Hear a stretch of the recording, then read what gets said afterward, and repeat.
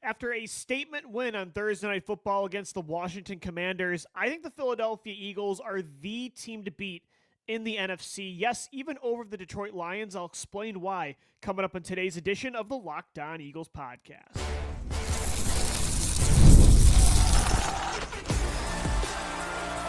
You are Locked On Eagles, your daily Philadelphia Eagles podcast. Part of the Locked On Podcast Network, your team every day. Thank you so much for making Locked On Eagles your first listen each and every day. We are brought to you by FanDuel. You can start the season with a big return on FanDuel. New customers can place a $5 bet, and you'll get started with $150 back in bonus bets if you win your first $5 bet. Just visit FanDuel.com to get started. I think the Philadelphia Eagles are the best team in the NFC. I'm just going to come out and say it to start off the show. I know the Detroit Lions have the now tied for the best record in football with the Kansas City Chiefs. They are the number one seed in the NFC. They just blew the doors off of the Jacksonville Jaguars and pretty much sealed Doug Peterson's fate, although I think it was already sealed. They've blown out many teams this year, putting up 40-plus points. Their offense is good. Their defense is good. They have stars at almost every single position. They are one of, if not the most complete rosters in the entire NFL. So this is not to say that the Detroit Lions are not a legitimate team in the NFL. I think they are a top 2, top 3 contender this year for a Super Bowl. But seeing the Eagles win that game on Thursday, seeing the way they did it, looking at their roster right now, the way they're playing on offense and defense, and thinking about quarterbacks specifically, I do think they're the team to beat even over Detroit. I don't think that's going to be a popular take for many. I don't think many will agree with that outside of the Eagles fan base. But I do have reasons why. And I've actually been sitting on this take for a few weeks. I've been wanting to say it during this win streak, but I'm like, I'm almost there, but I wasn't there yet because they beat the Browns and the Giants, and those are really bad football teams, and there were some inconsistencies with the passing game that I'm like, I'm still not sold, especially with Jalen Hurts. I haven't seen an elite performance yet from QB1. Then the Bengals game came, and I'm like, okay, boom, there it is. I'm back. I think the Eagles are a legitimate contender this year to win a championship, but I didn't think they were the contender. I still thought that was the Detroit Lions in the NFC, and I probably would have said at the time still maybe even the San Francisco 49ers ahead of Philly, but I thought they were a top 3 team in the conference. Like, that game convinced me that, yeah, they can still win a title this year. Before that, I thought they were just a playoff team that could compete for the NFC East. But I was still not there to put them over Detroit. And the Jacksonville win, the Dallas win, although there's a lot of positives in those victories, still didn't get there. I was waiting for that one more statement win against a good quarterback, a good team that's in the playoffs, that's been one of the best teams in football this year, and that was the Commanders on Thursday night, and the Eagles dominated them. On both sides of the ball, they imposed their will on a division rival with the Rookie of the Year finalist favorite in Jaden Daniels, who's already playing at an elite level in year one, a really good roster, a battle for first place on primetime football. That was the win that convinced me they're the number one team in the NFC. And I don't really think it's that crazy. Again, yeah, Detroit, they're the best roster in football, and they're the hottest team in football right now, maybe outside of the Eagles. But Philadelphia, it might be 1A, 1B when it comes to the 2 best rosters in the league. Like, you can say everything I just said about Detroit, but you could say the exact same thing about the Eagles. They have a top 5 offense and defense right now. The Eagles have given up the fewest yards per game out of any team in the NFL this year. They have the most sacks since the bye week. I mean, they have, 11 takeaways in the last 3-4 games. They are completely dominating in the secondary. They have a star and all-pro at every level. In the secondary with Quinyon Mitchell, at linebacker with Zach Bond, on the defensive line with Jalen Carter. Their role players are playing amazing. They're the best running team in the league right now. They have elite passing weapons. So everything Detroit has, Philadelphia can match them, and they're just as hot as them right now. They've beaten good teams, if not better teams than the Lions. Like, the Packers win is a statement win. The Bengals win is a statement win. So is the Commanders win. I don't really think it's that crazy of a take to say I think this version of the Eagles, if they continue to play the way they are right now on both sides, that they're just as good as the Lions, if not better. It's not like the Lions have been this contender for years and years, and the Eagles are this random new team that we're not sure if this is legit or not. During the Nick Sirianni, Jalen Hurts era, all they do is contend and make the playoffs, and we're in the Super Bowl just 2 years ago, less than 2 years ago. So I don't think it's crazy to say the Eagles are the team to beat in the NFC, even over Detroit. And again, it's kind of a wash with everything about these teams, about the rosters, about the coaching staff, the record, the strength of opponents. Like, again, it's not 1 versus 5. It's really 1A, 1B. But the big difference, why I believe in the Eagles over the Lions, is that in these playoff games, normally, not always, like teams with a worse quarterback have won a lot of playoff games over teams that have a better quarterback. But normally in the postseason, the games are always close. And it normally comes down to a few plays in the second half of the game. What quarterback can make that extra play or two to seal the win? If that's the scenario where the Eagles have to go to Detroit or Detroit has to go to Philadelphia, and it's a close game between maybe the two best rosters in the league, let's say it's the NFC Championship, to get to the Super Bowl, do you trust? And Jared Goff is a very good quarterback. I was very wrong about Goff. I thought once he left the Rams, I thought he was a Sean McVay system quarterback that would show he's just a bridge guy for the Lions. Heck, I thought the Lions should draft Malik Willis with the second overall pick just 2 years ago, or 3 years ago now in the 2022 draft class. So Goff's a really good quarterback. But if it comes down to a few plays in the clutch, who do you trust more to make those plays? Jalen Hurts or Jared Goff? I think right now I trust Jalen Hurts, even the version that we got on Thursday night, which was not great. I didn't think he saw the field well. He looked like more of the inconsistent passer that we were used to the beginning of the season, minus the turnovers. But again, when push came to shove and Hurts had to make plays in a close game in the second half, he did it both with his arms, going 8 for 8 against the blitz in the second half, and with his legs. Like that one big conversion for a first down where he stretched out past the sticks. Those are the plays I trust Hurts to make over Jared Goff outside of structure in the postseason. And yeah, Goff could make those plays inside the pocket. It doesn't mean just because he's not a scrambler, he can't be as clutch as Hurts. But Jalen, one thing, even with the ups and downs he's had the last 2 years, one thing that's never wavered is he saves his best play for the best moments, like the most important moments. Even early this year, when I was not happy with Jalen and I was getting butchered on this podcast for just going in on him, one thing I kept saying was he's still clutch. Look at the fourth quarter of the Packers game. Look at the fourth quarter of the Saints game. That's one thing that has never wavered is Jalen Hurts steps up in close games late in the football game. And I just trust him right now a little bit more than Jared Goff. Again, it's splitting hairs. These are two of the 3 or 4 best teams in the league. I think there's 4 great teams right now that you can definitively say are great in the NFL. The Chiefs, the Bills, the Lions, and the Eagles. So it's, again, splitting hairs between 2 of the top 4 contenders. And you might be able to throw in Baltimore and Pittsburgh, but there's a debate you could have with those teams. I don't think there's any debate between Buffalo, Philadelphia, Kansas City, and Detroit. When it comes to splitting hairs, who would I take right now, gun to my head, the Eagles or the Lions? I would take the Eagles. And I don't think it's that crazy. They have shown they can win any kind of game.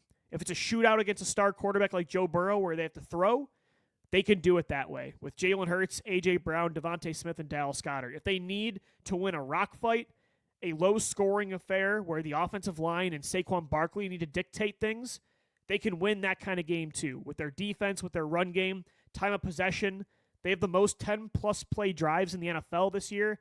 They've shown they can win in any kind of game. The passing game, because of the run game, because of the defense, heck, even because of special teams. Special teams has been really good this year. Even though I saw Detroit beat Jacksonville, and Gino on the show yesterday said he still thinks it's Detroit. That's the top team in the NFC, and 90% of people would agree. I'm going to say it's the Eagles. Right now, gun to my head, I think they're the best team in the NFC, and a lot of that has to do with the patience of Howie Roseman. I want to get into that coming up next right here on the Locked On Eagles podcast.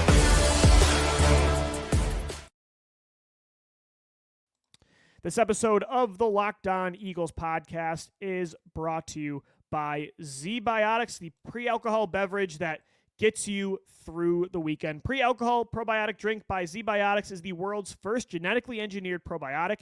It was invented by PhD scientists to tackle rough mornings after drinking. So here's how it works. When you drink alcohol, it gets converted into a toxic byproduct in the gut. It's this byproduct, not dehydration, that's to blame for your rough next day. Pre-alcohol produces an enzyme to break this byproduct down. Just remember to take ZBiotics your first drink of the night. Drink responsibly, and you'll feel your best tomorrow. For me, I'm a big routine guy in the morning. I do not want to sacrifice my Saturday or Sunday mornings for the fun Friday or Saturday night, but I do want to have my cake and eat it too. So you take a pre-alcohol drink first. That's step one. For the best results, make that pre-alcohol beverage your first drink of the night. Step 2, drink responsibly, pace yourself, hydrate, get a good night's sleep. Step 3, enjoy tomorrow. Wake up feeling refreshed and ready to take on the day. For me, I love to go for hikes and morning walks.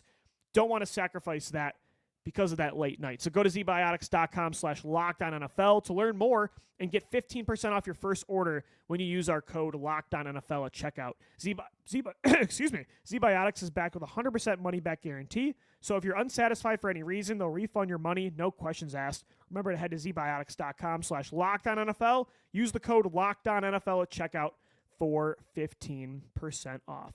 Guys, today's show is also sponsored by America's #1 sportsbook. It's FanDuel. Right now, new customers can bet $5 and get $150 back in bonus bets if you win. The FanDuel Sportsbook app gives you everything you need to place live bets on the NFL all in one place. So when you get a hunch in the middle of the game, you can check out the latest stats, view live play-by-play, and so much more on the same page where you place your bets. Just visit FanDuel.com to join today.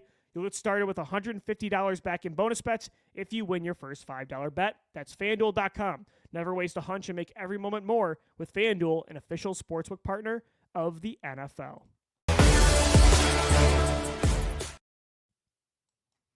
Thanks so much for making Locked On Eagles your first listen each and every day. Back here for another segment of our Tuesday show. And I want to talk about Howie Roseman.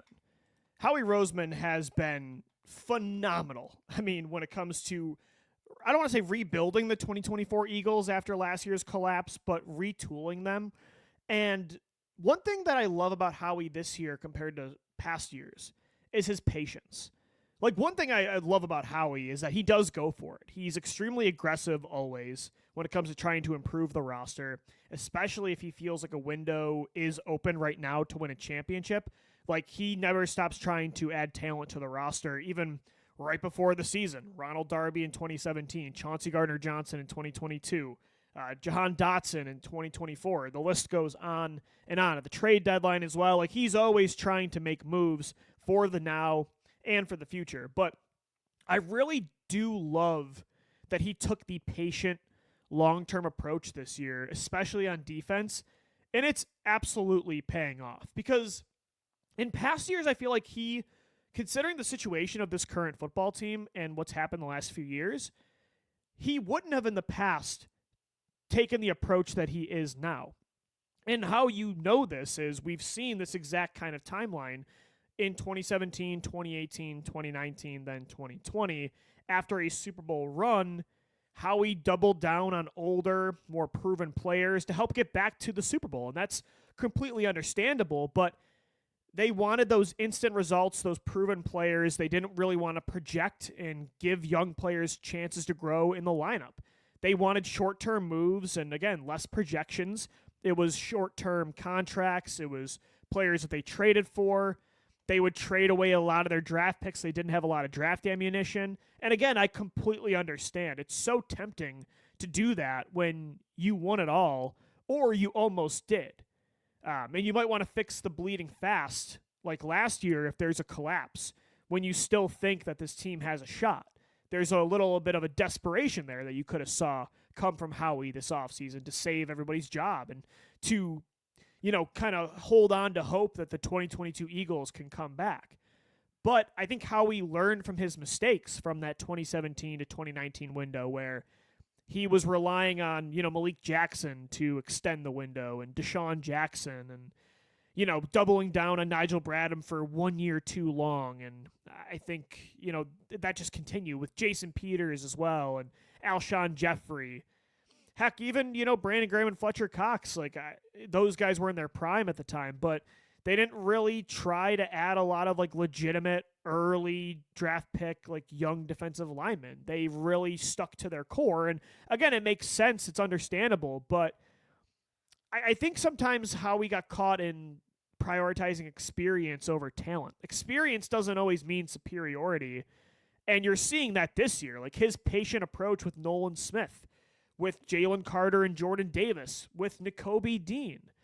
Him being okay with having a young, inexperienced, yet talented secondary that features Quinyon Mitchell and Cooper DeJean and Reed Blankenship and bringing back Chauncey Gardner-Johnson.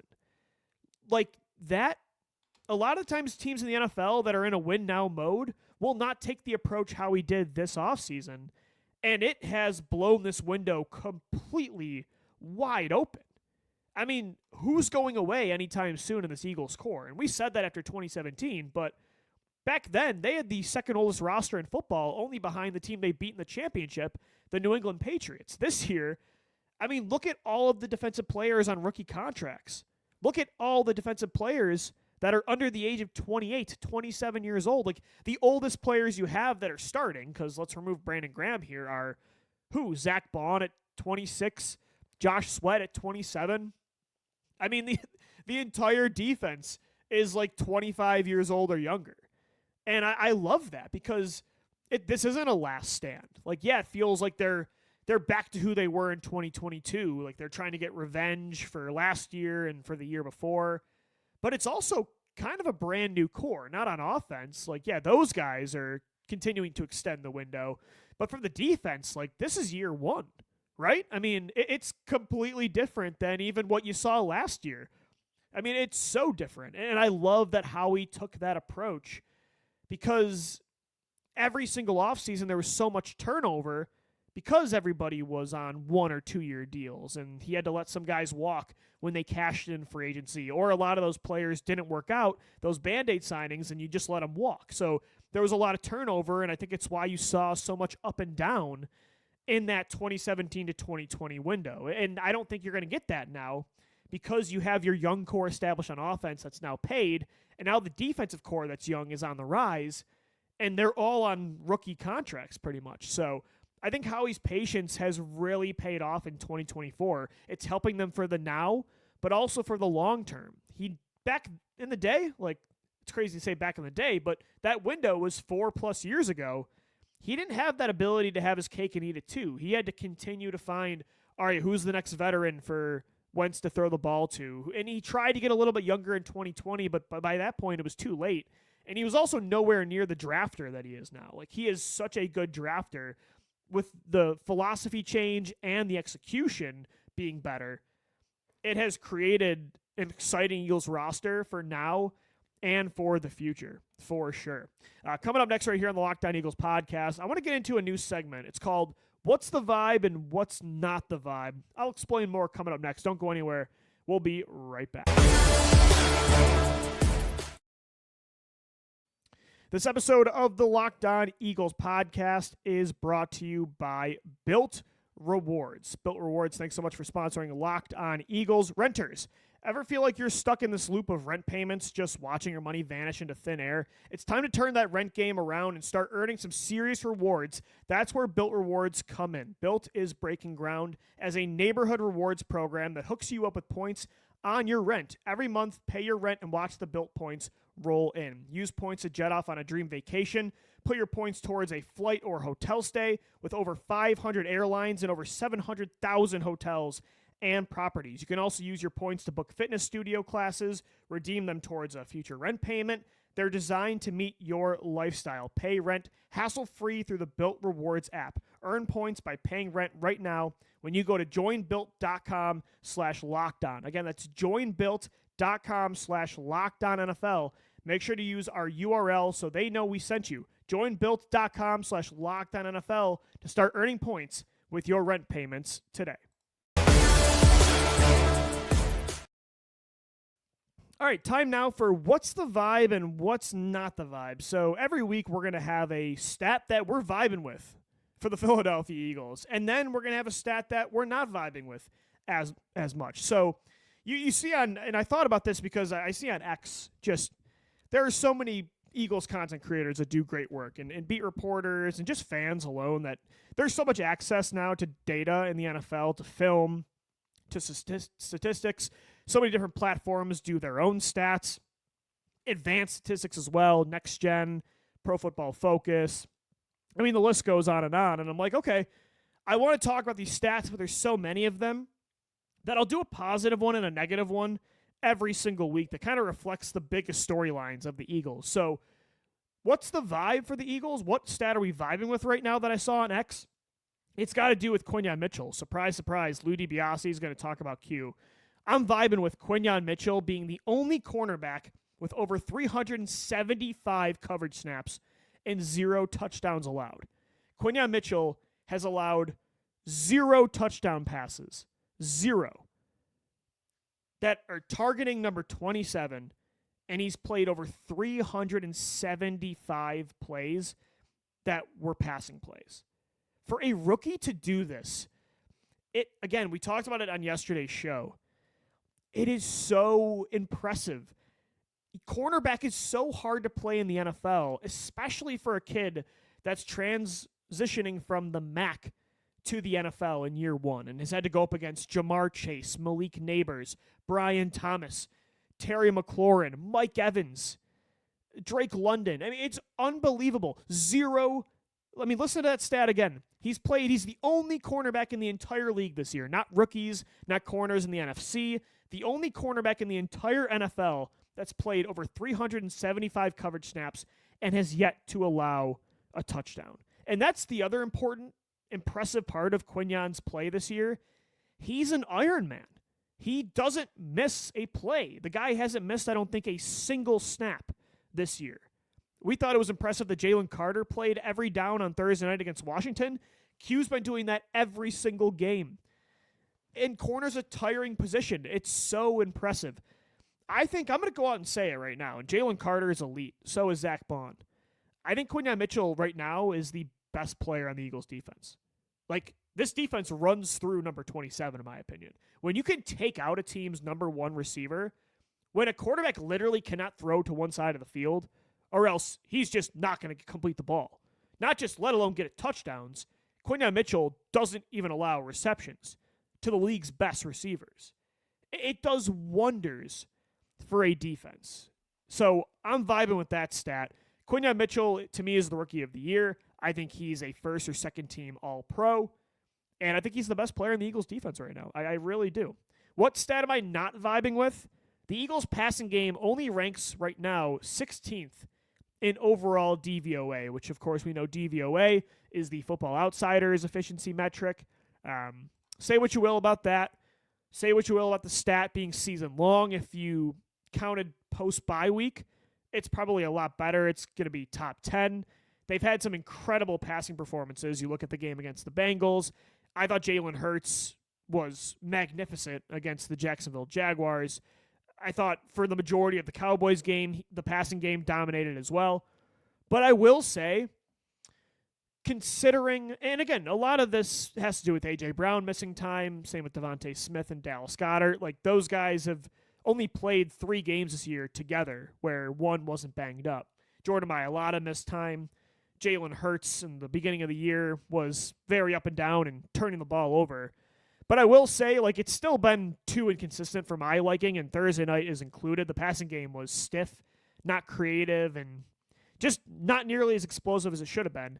When you have A.J. Brown, Devontae Smith, Dallas Goedert, Saquon Barkley now a lot more involved in the passing game, this elite pass-blocking offensive line, and Jalen Hurts, I'm sorry, but even with everything that I just laid out for why they're 16th right now in DVOA, they should not be 16th in DVOA. Like, this should be a top 10 and probably a top 5 passing unit. And I do think they need to be more consistent. I want to see more performances like the one we saw against the Bengals. Are you going to see it every single week? No. But you got to see it more, especially with how successful they've been running the football. That should be opening up the pass more than it has. And it's not just on Jalen Hurts. Like, Jalen was really inconsistent on Thursday and at times against Dallas and definitely earlier this year. But I'll say the other guys got to stay healthy. the offensive line's got to protect. And I think Kellen Moore needs to be more consistent with his play calling. Like, there's a lot of games I'm like, Moore is in his bag right now. And then there's times where I'm like, why are they being lazy again? Why are they just playing only from the shotgun? Where is the pre-snap motion? Where is the creativity? Where is the middle of the field? Why aren't we targeting the middle of the field? There's too many games still where you're like, why aren't we getting the consistency play after play, game after game? Like, you see an awesome play action rollout. Jalen Hurts finds A.J. Brown over the middle of the field, or Saquon Barkley wheel route, and you're like, yes, more of that. Like, that's what we need. And then for 30 straight plays, it's just shotgun, traditional drop back. Like, there's still too much inconsistency there. Again, I think the passing game's been a lot better since the bye, and they've been a top 10 passing offense, but still too inconsistent for my liking. And the fact that they're 16th season long in DVOA, I want that to change. That's really the last shoe to drop still, is seeing the passing game go completely nuclear. They've gone nuclear a few times, and it's good to see that they have it in them. We know they do.